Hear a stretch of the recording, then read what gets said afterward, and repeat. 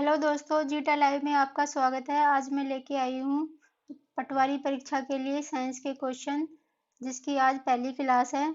इसी तरह ये सीरीज आगे बढ़ती जाएगी। इसके पूरे क्वेश्चन अपन करेंगे जीटा लाइव के ऊपर। अगर ये सीरीज आपको अच्छी लगे तो आप इसको लाइक, शेयर और सब्सक्राइब करें। पहला क्वेश्चन से स्टार्ट करते हैं। पहला क्वेश्चन है, भोजन का अनिवार्य अवयव है, तो अनिवार्य अवयव है कार्बोहाइड्रेट। अगला क्वेश्चन है, निम्नलिखित में से कौन सा पदार्थ मानव शरीर में ईंधन का काम करता है, तो वो कार्बोहाइड्रेट करता है। अगला क्वेश्चन है, कैप्सूल का आवरण बना होता है, तो कैप्सूल का आवरण स्टार्च का बना होता है, तो ऑप्शन डी सही है। शहद का प्रमुख घटक है, तो शहद का प्रमुख घटक फ्रक्टोज है। अगला क्वेश्चन करते हैं।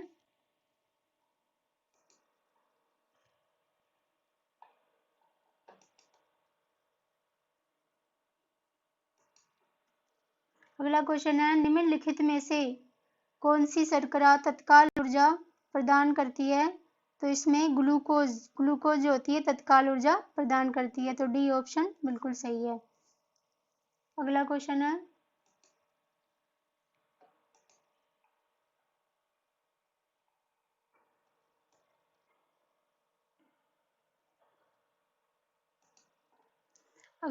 है, शहद में मुख्यतः होता है, तो शहद में कार्बोहाइड्रेट होता है।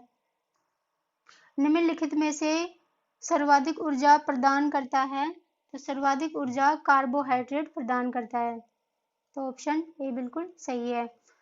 अगला क्वेश्चन है, मानव शरीर में कार्बोहाइड्रेट पुनः संग्रह होता है, तो पुनः संग्रह ये होता है ग्लाइकोजन के रूप में, तो इस ऑप्शन डी बिल्कुल सही है।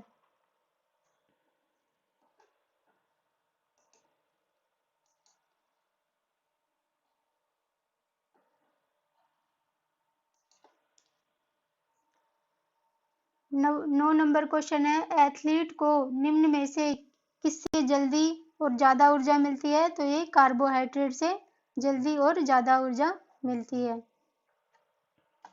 अगर दोस्तों आपको ये वीडियो पसंद आए तो आप अपने दोस्तों में इसको लाइक, शेयर और सब्सक्राइब करवाइए। अगला क्वेश्चन करते हैं। अगला क्वेश्चन है, लंबे समय तक कठोर शारीरिक कार्य के पश्चात मांसपेशियों में थकान अनुभव होने का कारण है, तो वो ग्लूकोज के अवक्षय के कारण होता है, ग्लूकोज के अवक्षय के कारण। अगला क्वेश्चन है, रक्त ग्लूकोज स्तर सामान्यतः व्यक्त किया जाता है, तो वो भाग प्रति मिलियन में व्यक्त किया जाता है, भाग प्रति मिलियन, ऑप्शन नंबर सी बिल्कुल सही है। अगला क्वेश्चन है,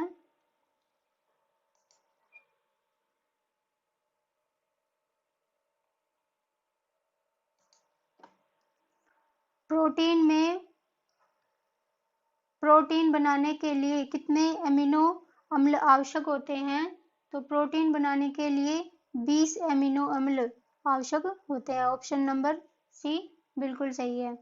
अगला क्वेश्चन है, शरीर में ऊतकों का निर्माण किससे होता है, तो शरीर में ऊतकों का निर्माण प्रोटीन से होता है। प्रोटीन को निम्नलिखित में से क्या माना जाता है, तो प्रोटीन को शरीर का निर्माण करने वाला माना जाता है। अगला क्वेश्चन है, एंजाइम मूल रूप से होता है, तो एंजाइम मूल रूप से प्रोटीन होता है।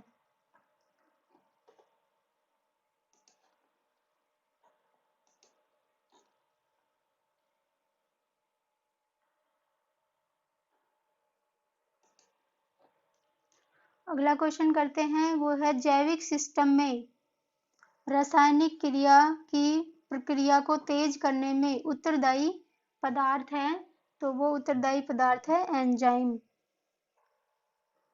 अगला क्वेश्चन है, अल्फा क्रिएटिन एक प्रोटीन है जो त्वचा में उपस्थित है। ये क्रिएटिन जो एक अल्फा क्रिएटिन है, ये एक प्रोटीन होता है जो त्वचा में उपस्थित होता है।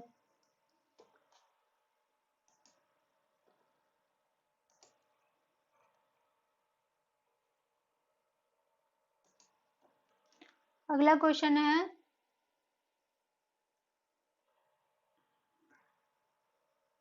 किसमें प्रोटीन नहीं पाया जाता? प्रोटीन किसमें नहीं पाया जाता? तो चावल में प्रोटीन नहीं पाया जाता। अगला क्वेश्चन है, निम्नलिखित में से किसमें प्रोटीन का सबसे अधिक स्रोत पाया जाता है? तो सबसे अधिक स्रोत सोयाबीन में पाया जाता है प्रोटीन का।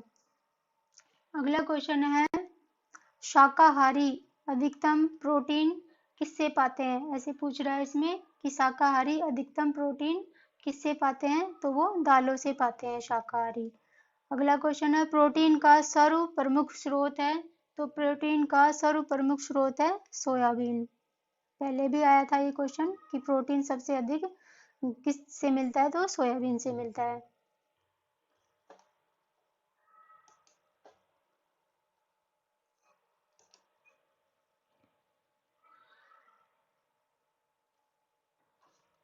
क्वेश्चन नंबर 23 करते हैं। 23 है, मानव शरीर में वसा जमा होती है, तो मानव शरीर में वसा ऊतक में होती है। तो ऑप्शन नंबर बी ये बिल्कुल सही है। 24 नंबर क्वेश्चन है, मानव शरीर में त्वचा तल के नीचे विद्यमान वसा निम्नलिखित में से किसके विरुद्ध अवरोधक का काम करती है?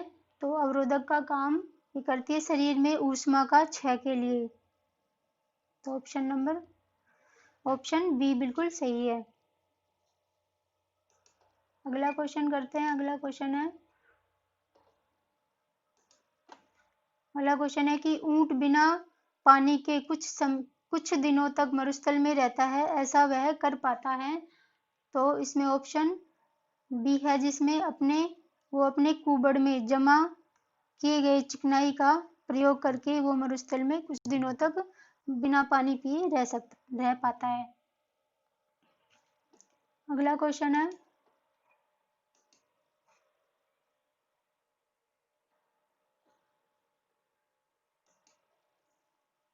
निम्नांकित भोजन में से किसे प्रति ग्राम सर्वाधिक ऊर्जा प्राप्त होती है? तो सर्वाधिक ऊर्जा जो प्राप्त होती है वो वसा से प्राप्त होती है।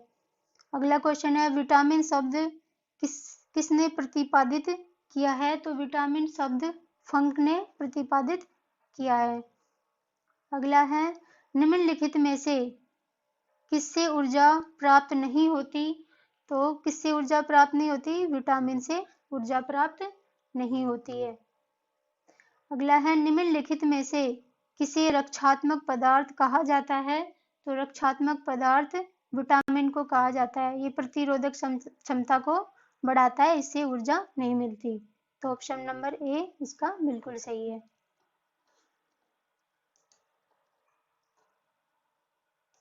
नेक्स्ट क्वेश्चन है 30।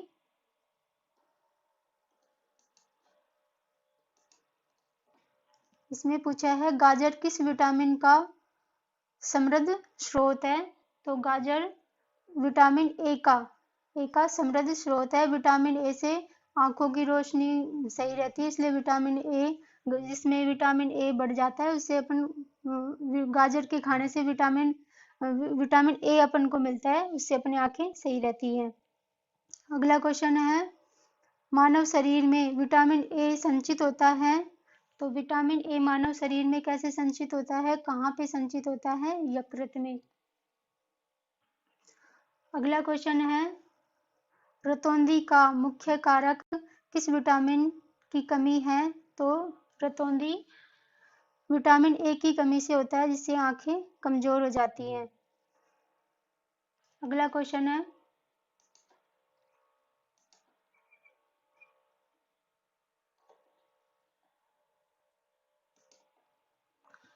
अगला क्वेश्चन पूछा है, इसमें विटामिन ए उपलब्ध होता है? तो अभी ऊपर क्वेश्चन आया था, विटामिन ए गाजर से मिलता है, सर्वाधिक मात्रा में गाजर से मिलता है। थायमिन है, तो थायमिन पूछा है, इसमें थायमिन है विटामिन B1 होता है। अगला क्वेश्चन है, जिस विटामिन में कोबाल्ट होता है उसे विटामिन B12 या विटामिन B12 कहते हैं। तो ऑप्शन डी बिल्कुल सही है। अगला क्वेश्चन है 36, जिसमें पूछा है निम्नलिखित में से कौन सी मद विटामिन है? तो रिबोफ्लेविन। रिबोफ्लेविन एक मद विटामिन है।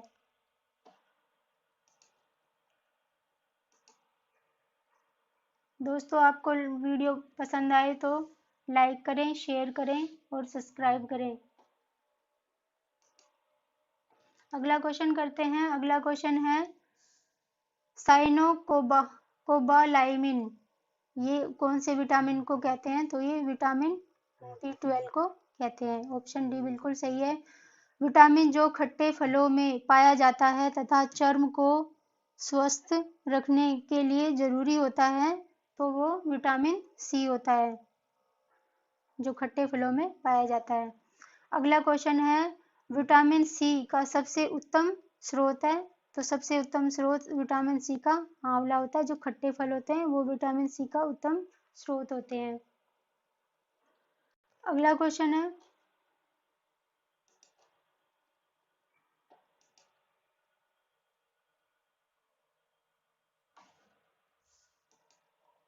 निम्नलिखित में से किस विटामिन की कमी के कारण मसूड़ों से रक्त आता है और दांत हिलने लगते हैं? तो ये विटामिन सी की कमी की वजह से ये होता है, जिसे पायरिया भी बोलते हैं, जिसमें दांतों के मसूड़ों के बीच में से स्मेल आती रहती है हमेशा।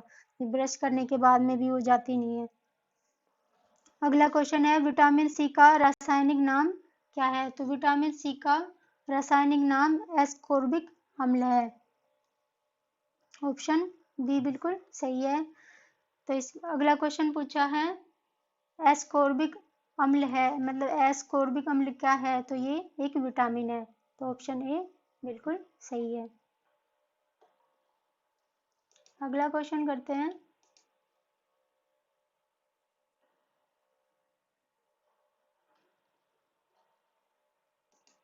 अगला क्वेश्चन है विटामिन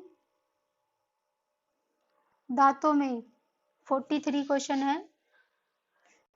दांतों से खून का गिरना किस विटामिन की कमी के कारण होता है? तो देखो दोस्तों, इसमें बार बार यही क्वेश्चन रिपीट बार बार हो रहे हैं, तो आप इन वीडियो को बार बार देखें, जिससे आपको इनके आंसर याद हो जाएंगे और आपको समझ भी आ जाएगा कौन सा विटामिन किसके लिए लाभदायक है। तो इसमें पूछा गया है कि दांतों से खून का गिरना किस विटामिन की कमी के कारण होता है? तो ये विटामिन सी की कमी के कारण होता है। ऑप्शन सी बिल्कुल सही है। अगला क्वेश्चन करते हैं। 44 में है किस सब्जी से प्राप्त होने वाला विटामिन है? किसी सब्जी से, मतलब कोई भी सब्जी होती है उससे प्राप्त न होने वाला, न पूछा है, न होने वाला विटामिन है। तो इसमें विटामिन डी है। ये किसी सब्जी से प्राप्त नहीं होता, ये मेन इसका सोर्स सूर्य को माना जाता है। ये सूर्य से मिलता है विटामिन डी।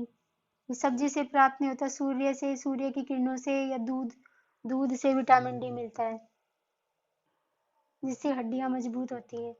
अगला क्वेश्चन है प्रातःकालीन धूप में मानव शरीर में निम्नलिखित में से कौन सा विटामिन उत्पन्न होता है? तो वो सेम ही क्वेश्चन ऊपर उसको घुमा के पूछा है। तो इसमें ऑप्शन डी बिल्कुल सही है, विटामिन डी। विटामिन डी से जब सुबह अपन धूप में बैठते हैं तो उस टाइम विटामिन डी सबसे जल्दी और सबसे पहले बनता है, तो वो है विटामिन डी। अगला क्वेश्चन है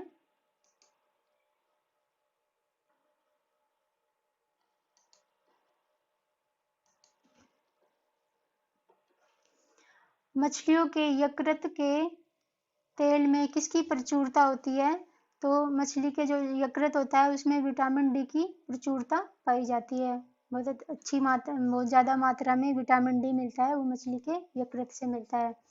अगला है विटामिन डी के सर्जन में निम्न में से कौन पाया जाता है? तो विटामिन डी के सर्जन में निम्नलिखित में से कैल्सीफेरोल पाया जाता है। तो डी ऑप्शन बिल्कुल सही है।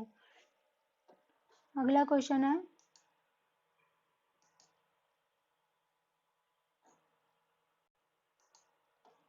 विटामिन ई का रासायनिक नाम। तो इसमें विटामिन ई का रासायनिक नाम पूछा है, तो वो टेकोफेरोल। टोकोफेरोल होता है विटामिन ई का रासायनिक नाम। अगला क्वेश्चन है विटामिन ई विशेषतः किसके लिए महत्वपूर्ण है? तो विटामिन ई होता है जो लिंग ग्रंथियों की सामान्य क्रिया में विटामिन ई महत्वपूर्ण होता है। तो सी ऑप्शन इसका बिल्कुल सही है। अगला क्वेश्चन है इसका